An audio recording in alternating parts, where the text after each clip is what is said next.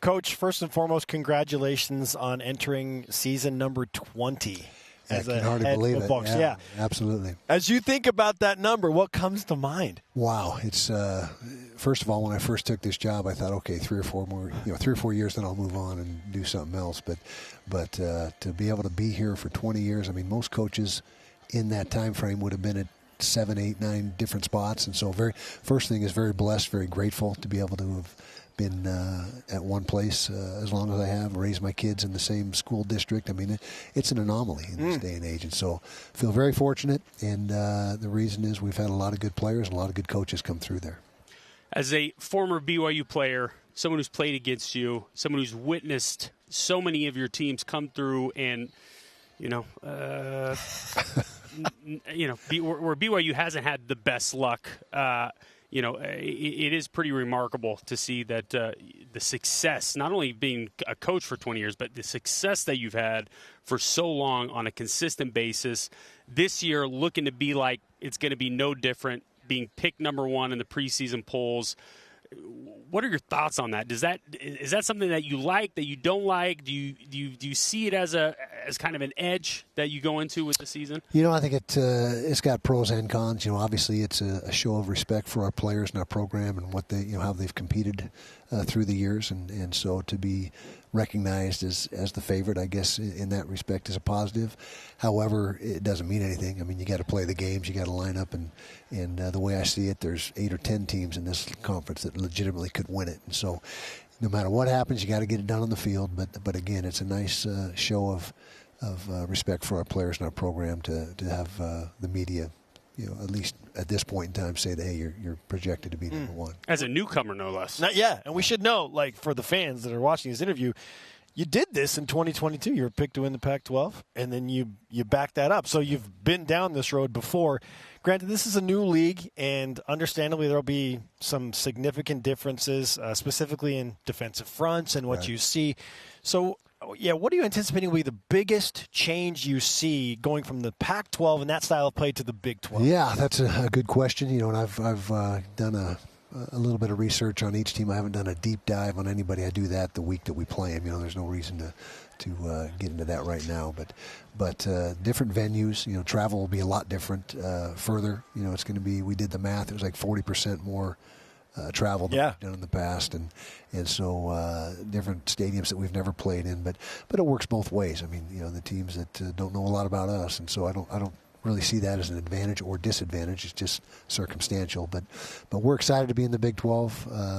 Some teams weren't so fortunate, to get into conferences, and so to have a conference and be able to control your own destiny as far as playoffs and that type of thing. I think there's a lot of positives going on. Last year, obviously, health played a pretty big role in your guys' success and what you guys were able to accomplish on the field, right? You didn't have Cam, you didn't have Brant Keithy. What are their health concerns looking like this year, or I should say, what's their health looking like, and what does it look like throughout the offseason as they prepare for? Well, so far so good, and barring any setbacks, we expect and hope both of them to have terrific years. I mean, Cam has done a great job through spring ball all the way through the summer conditioning and appears ready to go. And then Brant wasn't able to do quite as much as Cam in the spring, but he's feeling a lot better now. So hopefully those guys are ready to roll, and we can lean on them, and they'll be playmakers for us this fall. Again, someone who bleeds blue, loves college football. The fact that you guys are back in a conference with us, right, may not be, a huge deal to Utah, but at least for me as a BYU fan, huge deal for me because I think, having those types of rivalries, I think BYU versus Utah is one of the biggest rivalries in the country, one of the most underrated rivalries in the country. The meaning behind that game, at least for me and for all the fans across the state of Utah and across the country, is absolutely massive. Are you looking forward to that, playing us, or playing BYU, I should say, in the immediate future? Do you see it as such, kind of the same type of, I guess, big game or rivalry game in college football? Yeah, it's back to where it was in the Mountain West. We were in different conferences. First of all, we didn't play every year. It was spotty. We'd play a few years and take a few years off. But to now be back in the same conference and have it, the rivalry game reinstated, I believe it's the single biggest sporting event in the state of Utah when it's played, unless we have something like the Olympics or something going on. So I think that it's good for the state of Utah. It's not in the traditional spot at the end of the year, so it's a little bit different spin on it. But I think that, geographically it makes sense. I mean, why would we not be in the same conference, based on geographics? And so I think it's overall it's a net positive for the state of Utah without a doubt. It's well documented that the mutual respect that you and Kalani have for each other is out there, and you're very close friends. But now that you're in the same conference again, has that shifted in any way the dynamic of the rivalry and that relationship now that you're back in a conference for the first time? No, I don't sense that. And not only Kalani, but there's 6 or 7 guys on the staff down there that were at Utah. Yes, and I think BYU fans should thank you for preparing those coaches. Yeah, we've got quite the representation down there. But Kalani is a great friend of mine. Did a great job for us at Utah as the defense coordinator and linebacker coach prior to that. Terrific recruiter, and can't say enough good things about him. Is there a player on the roster currently that maybe the country doesn't know about, the conference doesn't know about, your opponents don't know about, that you're super excited? I would say Dorian Singh, our receiver, had a terrific spring, and he is a talent. That guy is, it was very evident when he was in spring ball why he was a 1,000-yard receiver at Arizona a couple of years back. And so he's a guy that we're really excited about. Caleb Lohner, the basketball player turned tight end, he is intriguing. I'm going to tell you right now, he is looking terrific. He's 6'7", 245, runs like a deer. Dynamic athlete. No question about it. So we're eager to see what we can, what he can do for us this fall. Outstanding. Kyle Wittingham is with us on BYU Sports Nation.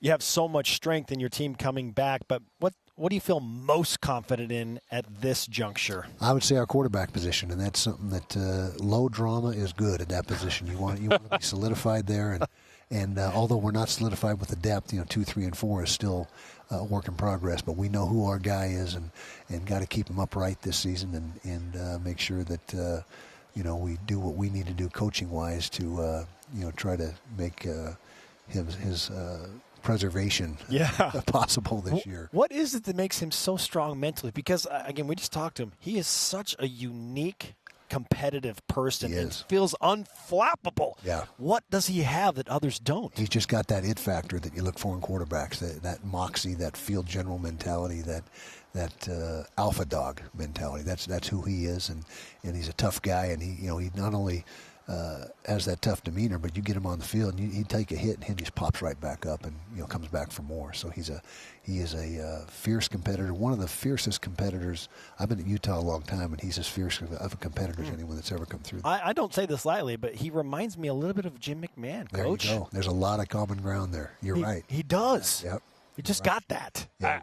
I would say that Moxie's a big part of his game, right? Mm-hmm. That offsets for maybe some of the technical weaknesses that he does have, similar to, we talk about Taysom. Taysom was another example that we used, just his ability to create, and no matter where the team was at, they could always look to him and rely on him.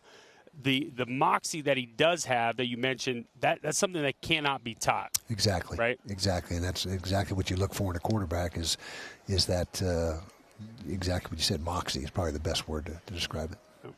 Coach, as we finish up, you've been in a position where I shouldn't say specifically, but where BYU is their pick to finish 13th. And again, I know you have a great relationship with Kalani, but as you view a team like the Cougars who do have that chip on the shoulder, why do you feel like BYU or Cincinnati, who's 14th, or any of those teams, Arizona State, who's 16th, why do they give coaches so much concern being down that low? Well, first of all, we have functioned very well in that role with a chip on our shoulder and kind of the under-the-radar underdog type of a role. And so 100%. We're very well, very, very well versed in that. And those teams are dangerous. They want to go out and prove a point. Say, hey, you guys are all wrong. You can say what you want, but you're wrong, and we're going to prove you. We're going to prove you wrong. Coach, great to catch up with you. Congratulations on everything you've accomplished thus far. Great to have you in the Big 12 and rekindled that rivalry. And congratulations on 10 grandchildren as there well. You go. Absolutely. That's that keeps me on my toes, I can tell you that. Is it true? Do you spoil them as much as they want to be spoiled? Every bit. Yeah, every bit. That's a whole nother team. Yeah, that is. Right? That is. You're right. And so it's been great. And, they're 8 years old all the way down to 3 months old. So it was like herding cats when they were together. It's never a dull moment. That's great awesome stuff. All the best to you. Thank you, guys. Yeah, Appreciate you having me on. Season, Coach. Okay. Thanks, take Coach. care.